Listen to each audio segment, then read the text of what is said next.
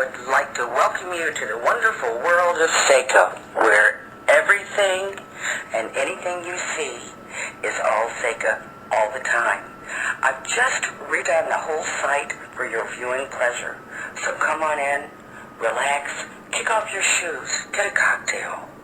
Enjoy yourself as you view Seka on Seka.com. We have all kinds of new and exciting, wonderful thrills for you, awaiting you as soon as you join. Thanks for coming to visit, and come back often. Just keep coming. Let's go to yours, Seka. This is The Word. I'm Jakob Musick. Today, I have a very special guest. She is known as the former Platinum Princess of Porn. She has worked in adult bookstores. She's been a dancer. She's been a bartender. She's been an international sex star. And now, she's an author. Seka, thank you so much for being on The Word. Well, thank you, and I just have to make one correction. I'm still known as the Platinum Princess She's of Porn. still known as the Platinum Princess of Porn. We will make sure that people know that.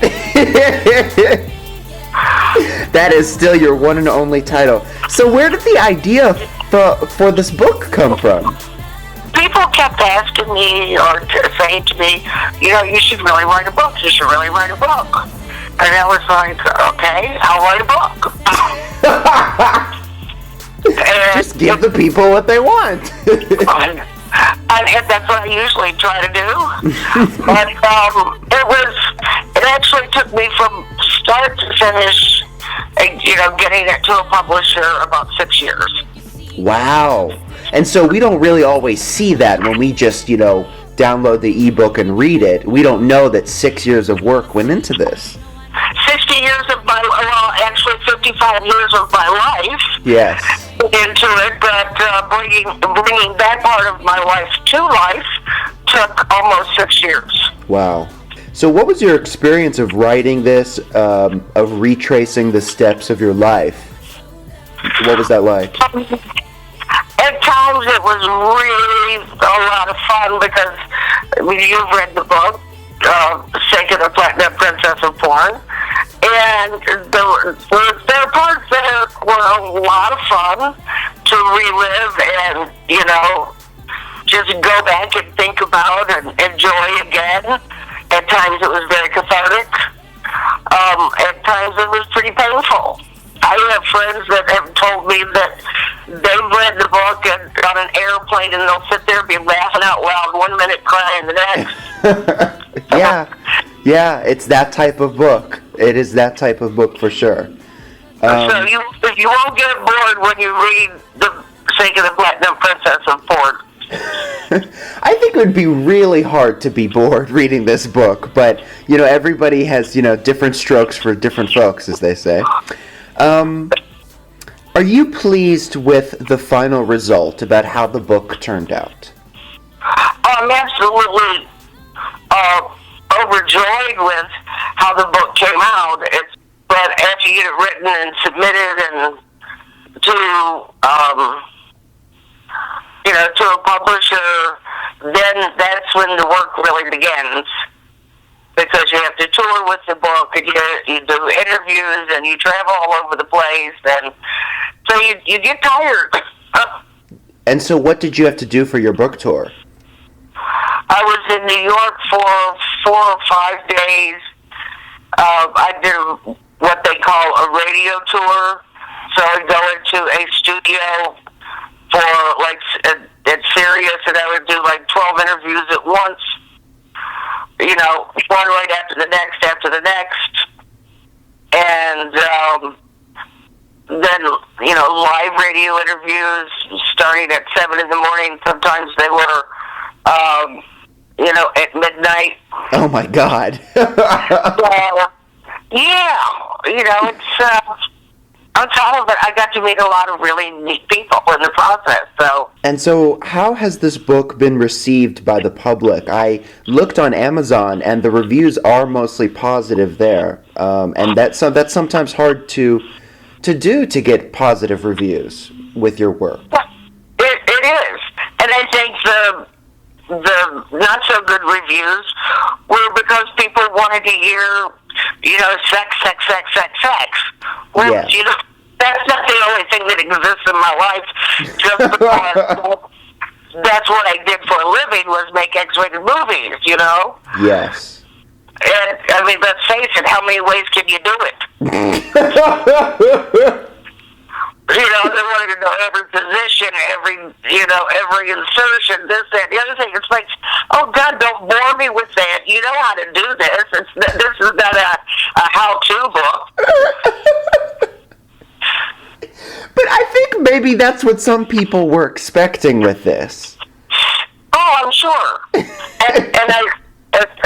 that's exactly the point of why I feel it has been so well received, is because it's not your normal book about pornography. It's about my life.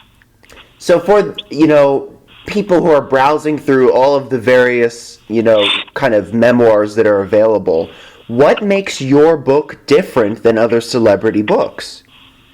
I don't care if it was Barbara Walters that was writing a memoir. Everybody has ups and downs in their lives.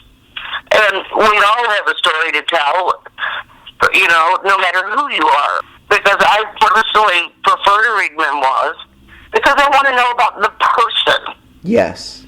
This book is about my life. It's not about my sex life. There are parts of it that have to do with the industry, but I've had a life before the industry, and I have a life since I have not been in front of the camera as well. So, and if you want to read just about sex, then go to an adult bookstore and pick up a book there, because it's not just about sex. The sex I had was fabulous. So you open the book with the day that your family deserted you. You write the quote, the old joke goes, I came home from school one day and my family had moved. It's not that funny because it happened to me. Walk us through this day. My mother and stepfather went to the school that the three of us have a brother and sister. And at sometime or the other, we all ended up in the same school at the same time. And they picked up my brother and my sister and left and went to Florida on a vacation. And I came home and there was nobody there, and I really didn't think much about it because, figured they'd gone somewhere, whatever. I was in the house alone for like 5 days until I ran out of food and what money I had, and I called a cab and went to my grandparents' house. And if you want to know more than that, you'll have to read the book. Nice tease. So when your parents were married, you wrote that they both worked at Radford Arsenal, is that right? Yes, it's where they used to, I don't know if they still do or not at that particular facility, but they made all of the explosive powders that send rocket ships into space. And it's still there. I mean, when I go back to visit my family that still lives in Radford, Virginia, we drive by it occasionally because there's like this tunnel that they had to tunnel through to make the road. So as kids, we used to ride through there and blow the horn because that was always fun. So we still do that. If a foreign country wanted to get rid of the majority of the East Coast, all they would have to do is bomb that one site, and it would take off the majority of the East Coast. Oh, so one day if I'm just driving around and I see a mushroom cloud, I'm going to immediately know that damn Radford Arsenal. Could be. So, your father was essentially an alcoholic. You write, quote, he didn't seem to hold a job very long, we were always moving. How did you understand this as a child? My parents got divorced. I was about 7 or 8 years old. But he was a house painter. He painted inside people's homes, outside people's homes. And he was really good at what he did. He was a great dad. He just liked to drink. And I have to say the same thing for me. I like to drink too. I like my alcohol. I don't have a whole lot left. of vices, that is. And so I smoke cigarettes and I drink alcohol. I don't do drugs anymore. I don't go out and party all night long and all that kind of stuff. I have my cocktails and I smoke the cigarettes. When your father was drinking, was he ever violent? He wasn't a good drunk. He was, if you left him alone, he was fine. But the old saying, don't poke the bear. Was there any particular episode or moment when with your father where you finally realized, wow, he might have a problem? Well, we're talking about the late 50s, early 60s, and you didn't hear that much about the alcoholic as being a disease. He was never violent with me and my brother and sister. My mom and my dad wouldn't get into fights, but she would always leave, and then he'd go to sleep, But he was never violent with us as children. Seka is not the name your parents gave you. Your given name is Dorothea, correct? Yes. What do you think of these two names? Do you prefer one or the other? Well, I love my name Dorothea, and my middle name is Yvonne. My father named me after his girlfriend in Germany, Dorothea, and his other girlfriend in France, Yvonne. Needless to say, my mother was not happy about that, but that is what it is. I happen to love both of my names, and, it used to bother me if I was doing a personal appearance and somebody called me Dottie or Dorothea or whatever instead of Seka, because I didn't want anybody to know my name and yada. But it doesn't bother me. Either one, I'll answer almost anything but bitch or cunt. But prefer Dorothea. Or Dorothea or Dottie. Dottie. The one thing that bugs me about the name Dorothea is you'll tell somebody your name is Dorothea and they say, oh, Dorothy. And it's like, no, it's not Dorothy. It's like if you say that you live in Virginia, which I was born and raised in Virginia, and they go, oh, West Virginia. I'm like, no. So you write extensively of the resentment your mother expressed towards you throughout her life. What do you believe is behind this? Jealousy, and I was Daddy's old girl, and I just wouldn't put up with her ways and her attitudes. And after all, I was the one that got deserted. So I think a lot of it was jealousy and the fact that I wouldn't just follow behind her like a little puppy like my brother and sister did. You write, quote, I was a tomboy. I never ever wore a shirt until the age of 6. We'd go fishing and throw tomatoes and play. So I'm curious, what did you throw tomatoes at? People riding their bicycles. And they were always rotten tomatoes. I'm a little hillbilly girl, That's I was born hilarious. and raised in the mountains of Virginia. That was entertainment. People don't do that around where I'm from. Now, you're a Hilarious. city boy, aren't you? Excuse me? You're a city boy, aren't you? Well, see, I'm in kind of a suburban kind of situation right now, but I've lived in various places. But actually, up until this year, I lived with my parents, and they lived, 20-ish minutes west of here, and it's a rural area. But people, it's kind of bougie, so people don't throw tomatoes, I guess. But, Oh, yeah, well, it was something to do and a way to clean up the garden. You write that your grandfather was of Viking descent. Do you think that you've been possessed by any of that Viking spirit? Oh, God, yes. I have Viking descent. My father was Irish. My grandmother was Cherokee Indian. So that's quite a combo to have. So you do talk about your grandmother who was part Cherokee. You said that she had the biggest boobs of anyone that you have ever known. Do you think you inherited her boobs? I inherited part of them. Thank God I didn't inherit all of them. They were big, bed pillows. She had the biggest boobs I had ever seen and the tiniest waist. And you talk about her baking fresh biscuits twice a day, and how you would watch her going back to that time when you would just be around her, and you would watch her be baking the biscuits and doing whatever else she was doing. How did she make you feel, and what were you thinking when you were around her?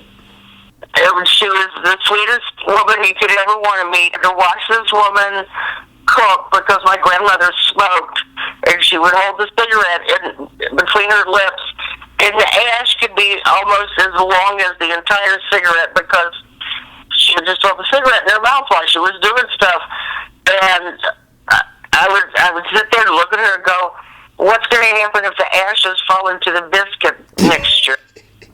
Yeah, never did. So I'm reading that she bakes fresh biscuits like multiple times a day. I can't even throw in something into the microwave and cook it. I don't even know how she could do that. I mean, it seems like shift work. She must have been really driven and just doing everything. Well, I mean, we canned our own food. There was a time when, people preserved their own food. They didn't really go to the grocery store all that much, except for things like lard to make biscuits, or flour, sugar, salt, pepper, things of that nature. Because we canned every summer, because we always had a big garden. So we had food for the winter. I do that today with a lot of different things. I make my own tomato juice. I make my own pickles. I can a lot of different things, or when I cook, I freeze a lot of different stuff so we have them for later. Because I don't like store-bought food. I like home-cooked food, and I'm a damn good cook, so I really don't like to go out to dinner that often unless it's a really good restaurant. Your grandfather would put a piece of tin on the windowsill to amplify the sound of the rain. When I was reading that is such a loving gesture. And, does rain still comfort you in the same way today? Yes. Absolutely. When it rains, I like to crack the window in my bedroom so I can hear the rain. I do absolutely the same thing. I grew up partly in northern England, and it used to rain almost every day. And I think ever since then, the rain, it just has a crazy effect upon me, and I just love it.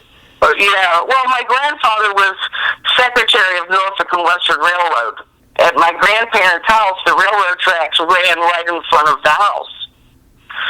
So, I mean, you could hear the train coming and the whistle blowing, and it was so quiet. So you could hear the insects chirping and the birds chirping and the train coming and the rain falling, because he put a piece of tin out on the outside of the window in the bedroom where I would sleep when I would visit.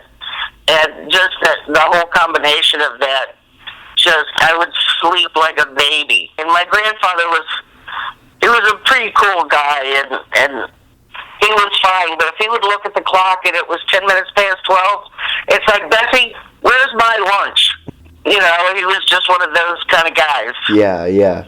Tell us about the town of Poplar Camp.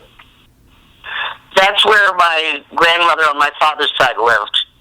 And that was even more back in the hills. And it was, basically it was a 3-room house with an outhouse. The only indoor plumbing was the sink in the kitchen. So, maybe 3 times a week you would wash up, but 3 times a week you'd set up the big galvanized tub and put hot water in it, and you never wanted to be the last one to take a bath. You are the descendant of many people of the mountains. What were the people like there generally? They were very nice. I mean, they're nice people. They're humble, hardworking, and I way, but pretty crazy people. I mean, you know, it doesn't matter whether you're from New York City, London, England, or the hills where I came from. I think we all have a bit of craziness in us. Yeah, well, I know I'm nuts. But I happen to like the way that I'm nuts. So talking about your paternal grandmother now, you write that she never cut her hair in her life. It hung to her knees. That must have been a striking sight. Well, she would brush her hair 100 times every morning, and she had a horsehair brush, and she had the most gorgeous gray hair, and it was down past the bend of her knees, and she would take it and twist it up into a bun every day, and at night she would take it down and brush it again, and she would do that twice a day. For the most part, she was blind, and she dipped snuff, which I don't know if a lot of people really remember what that is. It was quite a sight to watch her spit her snuff. So back to your mother now. You write that, quote, she would do weird things to get attention. Do you believe that your mom was histrionic or had some other sort of personality disorder? Yeah. She really had no conscience about anything, and she would just do the weirdest things to get attention. And that was disturbing to me as a child. I mean, because I witnessed it all, you know. And it's like, wow, really? Because my mother was a striking woman. She was gorgeous. When she was a young woman, she was a dead ringer for Jane Russell.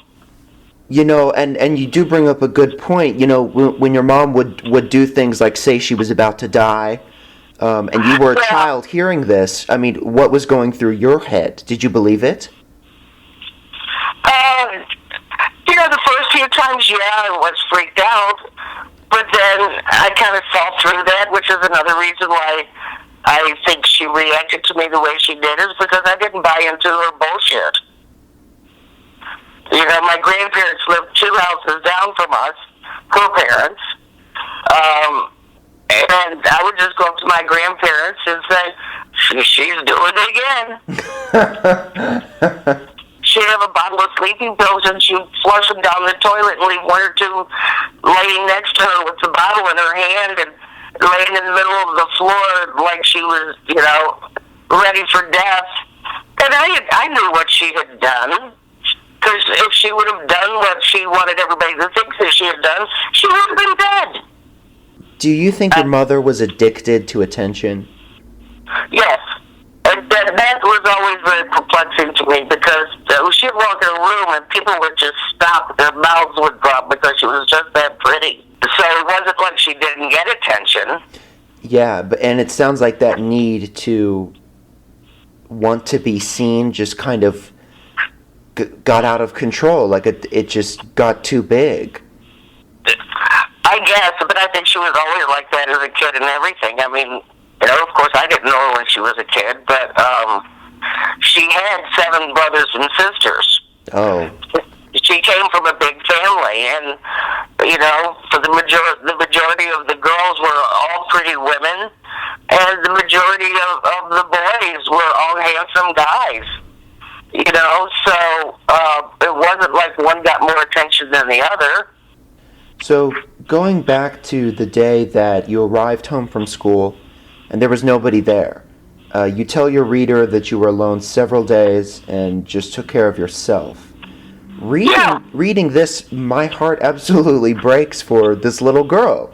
You finally ended this isolation and called a cab.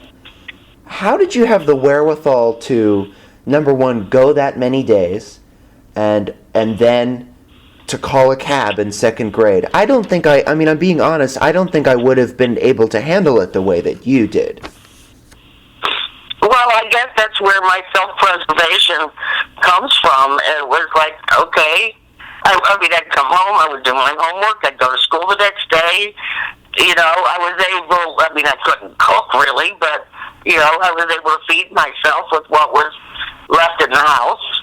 Yeah. So, whatever ran out of food and money, I called a cab and went to my grandparents' house and walked in, and I told my grandfather he needed to go pay for the cab. He said, why? And I told him, and he went and paid for the cab, and then that's when the madness began.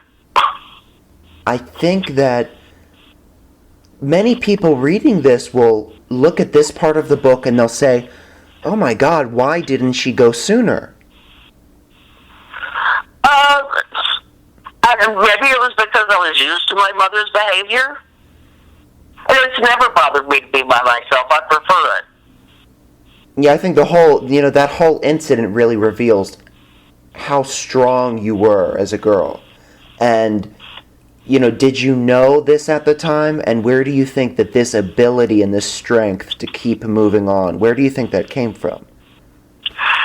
Well, I think that ability to keep moving on came from that particular occurrence. I haven't looked back since. Got to the point where I had no more food and no more money for school. I was like, okay, time to do something about this. Let's call a cab and go to Grandma's house. Because that was always a safe place. And so, you do take this cab, you end up at your grandparents' house. We can imagine what was going through their heads at this moment. But I don't think I'd ever see him that heartbroken. That bothered me more than anything. It bothered me more than my mother just leaving. So what was going through your head as you saw your grandfather kind of realize this situation? It broke my heart because the man was probably one of the most tender, caring people that I ever knew.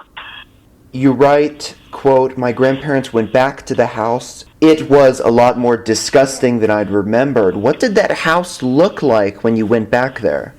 Well, for one thing, my mother was never a great housekeeper. So, the house was a mess. The sink was running over because there were dishes in the sink, and it had a drip, and it had gotten stopped up, so the sink was overflowing. The house was a total wreck. And they had gotten back from Florida, which is where I think they went, and the house was still in that condition, and she hadn't done anything about it.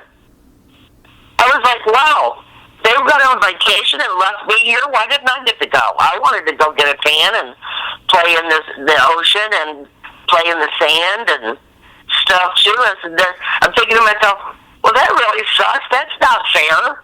I should have been able to go. Yeah.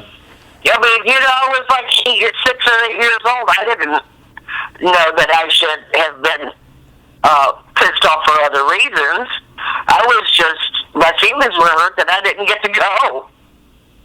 Why did you think that they would have left you out of a fun vacation like this? To this day, I still have no idea. Well, that is where we should probably end it for today. I would love it if you would come back and do a part 2. But well, we can do that. The book that we've been talking about is entitled Seka, the Princess of Porn. And you can purchase that book from www.seka.com if you want an autographed copy of the book.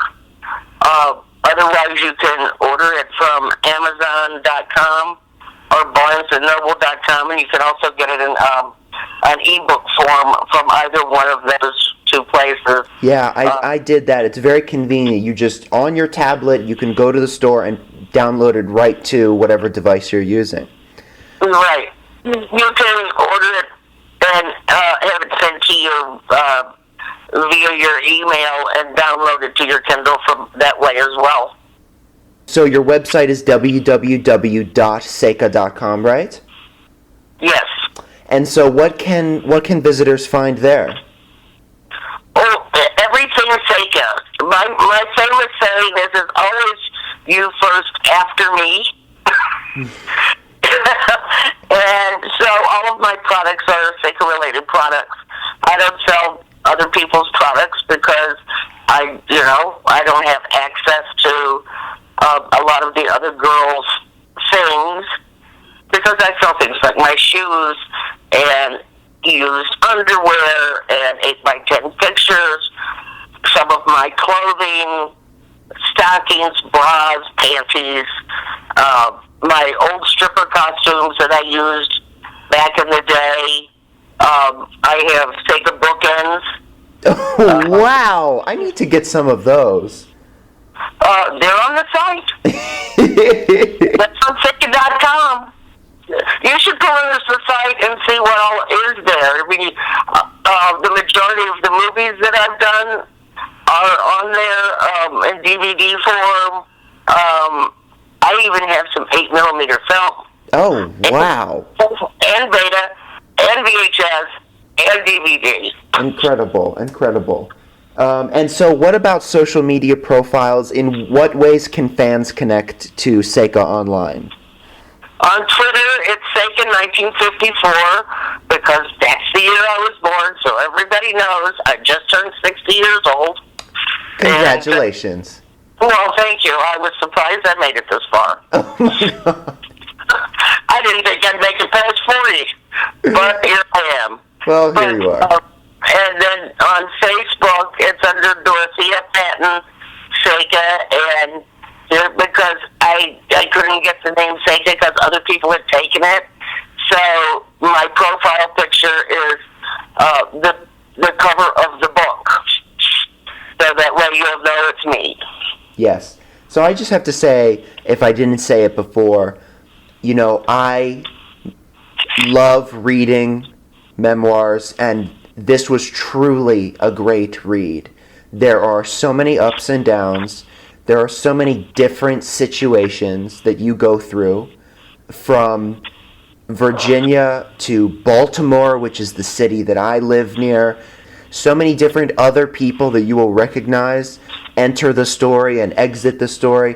I mean, Seka, you have really lived a life that very few could even hope to experience, you know, just a little piece of, or even understand. The one thing that being in adult entertainment has done for me is it has afforded me the privilege to travel and go to so many different places and meet so many different people that I normally would not have met. You know, like Steven Tyler and Frank Zappa and Bruce Springsteen, and traveling to Germany to cover the Rolling Stones concert because I was a radio host in Chicago. I mean, it's just amazing the places that and people that it has afforded me to encounter and have those wonderful experiences, and still have those people as friends to this day.